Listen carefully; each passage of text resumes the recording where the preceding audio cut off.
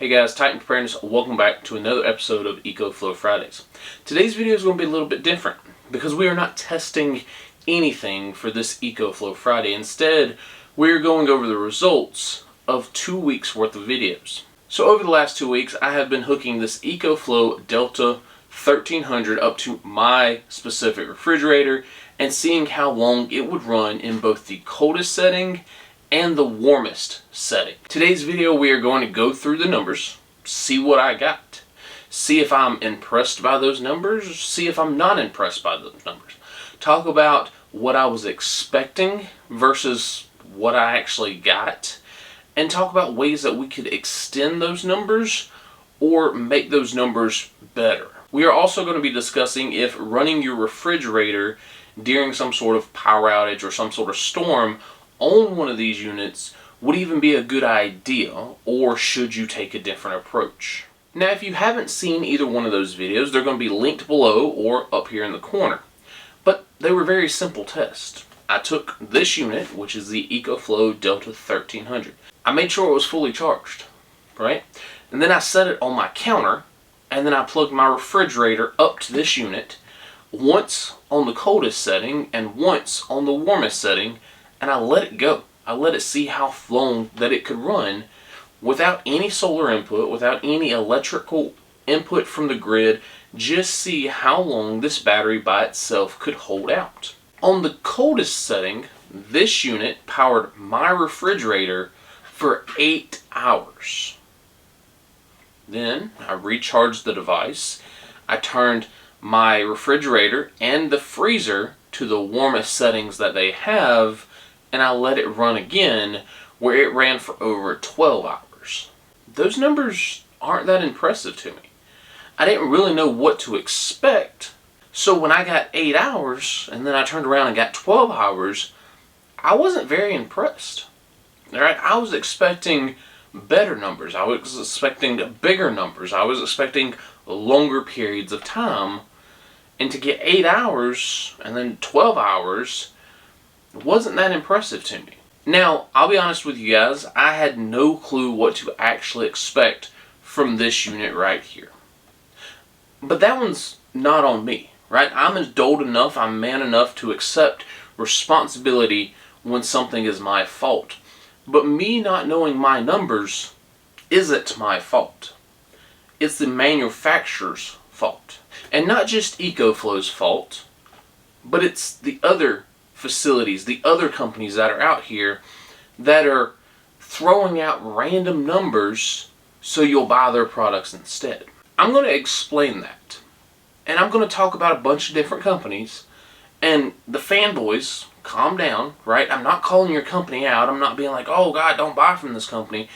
But I'm just going to give you a series of numbers from different companies and show you why people have no clue what they're getting. If you type in how long will a solar generator run a refrigerator, eventually you will find a Renogy website webpage, right? Renogy is known for battery technology, is known for solar generators and solar panels. They are a pretty good company.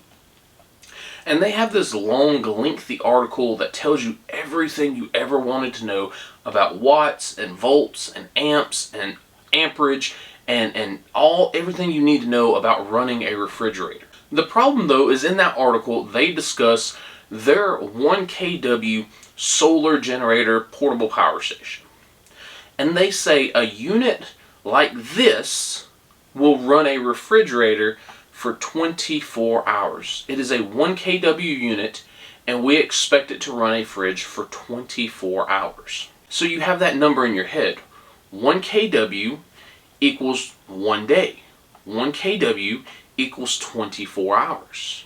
And you take that 1 kW equals to 1 day, 24 hours, and you go to 4 Patriots, right? And they have their portable Patriot Power 1800. That unit is 768 watt hours, aka 0.75% of 1 kW or 75% of 1 kilowatt.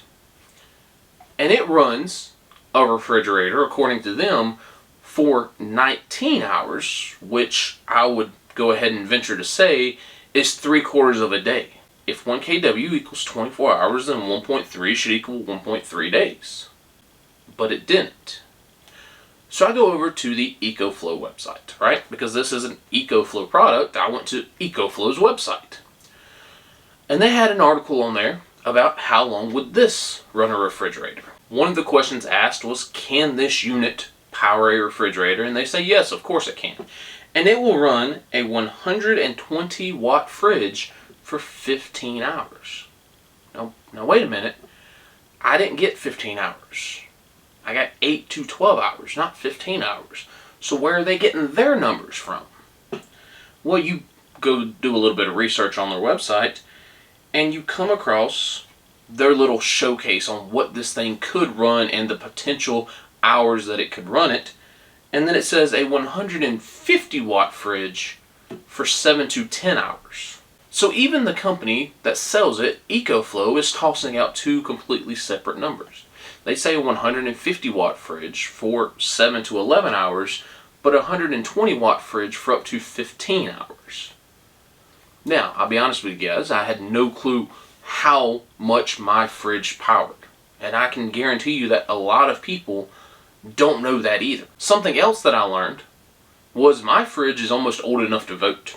I knew it was old. I didn't know how old it was until I did these videos. Obviously, my fridge is not as energy efficient as some other people's. I didn't know that. But now I do, right? And that's why I ran these tests. So if you're looking and you're thinking, damn, I got a 17-year-old fridge too, you can expect some lower numbers. Now, if you got a new fancy fangled fridge that you just picked up from Lowe's yesterday, it might do better. And again, this unit at this point in time is about 5 years old. You can pick it up on a secondhand store for like $300-400. So it's still a good unit, it's just older technology. And I'm using older technology on an old ass fridge. There's a reason I'm not getting great numbers. Now, because 8 hours and 12 hours are not that impressive, let's talk about ways that we could extend those numbers. The first one, we've mentioned it a little bit, and that is with solar panels. When you buy this unit from Ecoflow, you can get a 110 watt solar panel to go with it.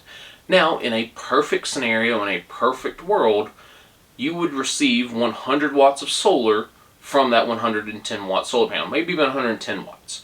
In a perfect world, you would intake about 800 watts of solar throughout the day. Now, 800 watts of solar on this unit is over 50%. Right? Again, this unit is almost 1300 watts. So 800 watts is like 60, 65, almost 70% of this battery. So if you could refill this battery 3/4 of the way every single day, you could extend those numbers. If you put 2 panels outside and you daisy chain them together and you plug this thing up, it can intake that much, right? 200 watts of solar, I think it can intake 500 to 600 watts of solar. So 200 watts is not going to fry the circuits. So it can still handle 200 watts of solar. 200 watts of solar times 8 hours a day is 1.6 kW, right? Again, perfect world. This battery is 1.3. So you could run it potentially for that 12 hours, then set the solar panels outside and get a full another 12 hours of recharge on this battery. But on top of that, you can also get another 0.3 kW's worth of electricity that can go to either recharging this thing, to running the fridge directly, to recharging laptops and flashlights and cell phones, right? It gives you more potential. Now, another way to potentially extend the life of both the battery and your fridge freezer during some sort of emergency situation is to play the 1 up, 1 down game, 1 up, 2 down game. Your refrigerator, the average refrigerator, can stay good for approximately 4 hours. But we're going to play it safe. We're going to say, hey, food and safety is a big important thing, so we're not going to let it go 4 hours without recharging. Instead, we're going to let it go 1 hour without recharging or 2 hours without recharging. With the 1 up, 1 down game, you literally turn it on, let it run for an hour, turn it off, let it be off for an hour. 1 up, 1 down, 1 up, 1 down. So it takes that 8 hours and it extends it to 16 hours. It takes the 12 hours on the warmest setting and it extends it to 24 hours. With the 1 up, 2 down game, you run it for an hour, you unplug it for 2 hours. Now that extends the 8 hours to 24 hours and extends the 12 hours to 36 hours. That gives you an option, maybe if you can't have the solar, right? Because the solar could recharge this device, but let's say it's a stormy day. Let's say it's black overcast day. Let's say it's a dark overcast day. Let's say it's a tornado done ripped through and you can't see nothing, right? There's a million different reasons why you would not be able to solar charge this device. So instead, you have to use what you have. What do you have? You have a battery and you have your fridge. That is the easiest way to extend the life of this thing. However, if it were up to me, and this were my only option to power my fridge, plus my freezers, potentially a TV, potentially a cell phone, this would not be used to power my refrigerator. In next week's video, I plug this unit up to a freezer, and I'll go ahead and give you guys, a foreshadowing, a plot twist, a spoiler alert. It ran my freezers for 22 hours. So what I would do instead is I would use this unit, this device, to power my freezer. Because to me, a freezer is far more important than a refrigerator, right? If it were me, what I would do is I would go through my fridge and say, okay, what can we keep? What is important enough to keep? If we have sandwich fixins, guess what? The power is out. We're eating sandwiches that night. If we have peanut butter and jelly in the fridge, or at least the jelly, guess what? We're having PB&Js for dinner tonight. And then once that fridge gets to the point where it is no longer usable, the items in it are no longer good, let it go, right? Start throwing all that crap away. But that's just me. The freezer portion of my refrigerator, all of that stuff can be moved to a stand-up freezer. All of that stuff could be moved to my chest freezer, where it then would run for 24 hours, or 22 hours, my bad. So if it were me, I'm just going to move everything to my freezer. Anything that's important is going in the freezer, right? If it's in the fridge, it can go in the freezer mostly. And I'm going to eat out of my fridge for the first day or two throughout the power outage. And then, once everything goes bad, toss it, throw it away. There's nothing in my fridge that I'm going to cry over losing. Now, what if you wanted to keep your stuff chilled? What if you wanted to keep your stuff a little bit cooler? Well, you could use a cooler. That is what they are for. If I said, well, you know what, I like my beer cold, I like my drinks cold, maybe I don't want the milk to go bad and I don't want it to go in the freezer because it would freeze, what can I do instead? You could easily go to the freezer, which you have plugged up to this thing, and you could put 1 gallon jugs in the freezer. You could put 2 liter bottles in the freezer. You could put bags filled with water and turn all of that into ice. Then you could use that ice to keep a cooler cold. And a cooler, most coolers nowadays, especially the rotor mold Yeti style, Arctic style coolers, are going to keep stuff cold for like 2 or 3 days. So you use this electricity to power your freezer, then you put ice or water in your freezer to make ice, then you use the ice to keep a cooler cold. The only problem with that would be medicine, right? Things like insulin. I know that it has to stay at a certain temperature. Now, I'm not sure if insulin freezes like water does, or if insulin just doesn't freeze like vodka, right? Because if you could put insulin in the freezer, hey, you're good to go. But I don't know if it can freeze, right? So that would be my only hey, you might not want to do this. So again, we got 8 to 12 hours. I was not impressed by it. But again, that's because I have an old ass fridge. Simply put, right, that's the reason. If you are watching some other people and they are getting, 24 hours on a unit like this, how old is their fridge? So when you watch my videos and you think, damn, 8 to 12 hours isn't good, but I just bought my fridge last week, chances are your stuff is going to do a whole lot better. Instead, what I would do is I would power my freezers, I would make ice out of my freezers, and I would use my freezers to extend the life of some of those products. And again, I would eat out of my fridge first. I know a lot of people are like, save the refrigerator, and I'm like, piss on the fridge, right? Because to me, it's not that great. I have butter, I have condiments, I have sandwich fixins.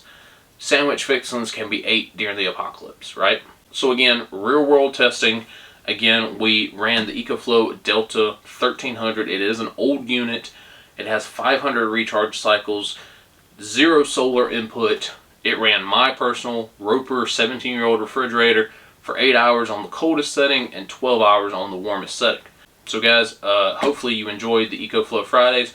We have a bunch of other videos coming out, both of this unit and the Ecoflow Delta Pro, which is a big boy unit.